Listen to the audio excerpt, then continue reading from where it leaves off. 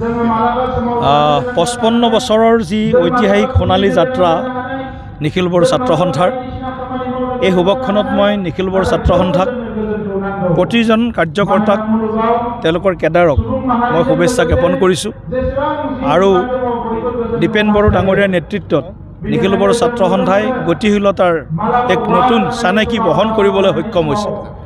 বড়ো যুৱক যুৱতীসকলৰ মাজত ছাত্ৰ ছাত্ৰীসকলৰ মাজত এপছুক নতুন ৰূপত প্ৰতিষ্ঠা কৰাৰ কাৰণে তেওঁলোকে প্ৰয়াস অব্যাহত ৰাখিছে আৰু আজিৰ দিনটো সঁচাকৈ ঐতিহাসিক। বড়ো শান্তি চুক্তিৰ 3টা বছৰ সম্পূৰ্ণ হোৱাৰ দিন আজি।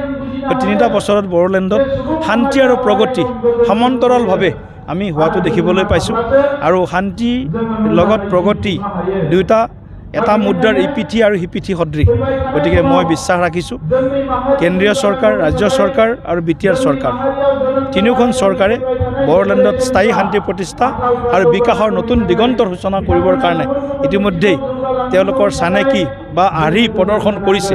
গতিকে মই আশাবাদী বিটিআৰ প্ৰধান প্ৰমোদ বড়ো ডাঙৰীয়া, অসমৰ মুখ্যমন্ত্ৰী ডক্টৰ হিমন্ত বিশ্ব শৰ্মা ডাঙৰীয়া আৰু প্ৰধানমন্ত্ৰী নৰেন্দ্ৰ মোদী ডাঙৰীয়া, গৃহমন্ত্ৰী অমিত শ্বাহ ডাঙৰীয়াৰ তেওঁলোকৰ যিহেতু প্ৰমোদ বড়ো ডাঙৰীয়াক প্ৰধানমন্ত্ৰীয়েও অত্যন্ত মৰম কৰে, গৃহমন্ত্ৰী ডাঙৰীয়াও অত্যন্ত মৰম কৰে, মুখ্যমন্ত্ৰী ডাঙৰীয়াও অত্যন্ত মৰম কৰে।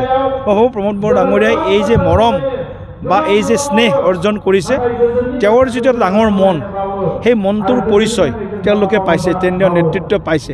গতিকে ডাঙৰ মন এটালৈ প্ৰমোদ বড়ো ডাঙৰীয়াই BTCত শান্তি প্ৰতিষ্ঠা, সকলো জাতি জনগোষ্ঠীৰ সমন্বয়, সমবিকাশ, সংঘৰ্ষৰ বিপৰীতে এটা আমি ভাল পৰিৱেশ, সমন্বয়ৰ পৰিৱেশ নিৰ্মাণ কৰাৰ কাৰণে যিখিনি চেষ্টা BTCত আৰম্ভ হৈছে, মই ভাবোঁ এয়াই অসমৰ ৰাজনৈতিক, সামাজিক, অৰ্থনৈতিক, ভৌগোলিক বা সকলো দিশত এটা নতুন পৰিৱৰ্তন যে আনিছে বা আনিবৰ কাৰণে সফলতা অৰ্জন কৰিব, এয়া নিশ্চিত।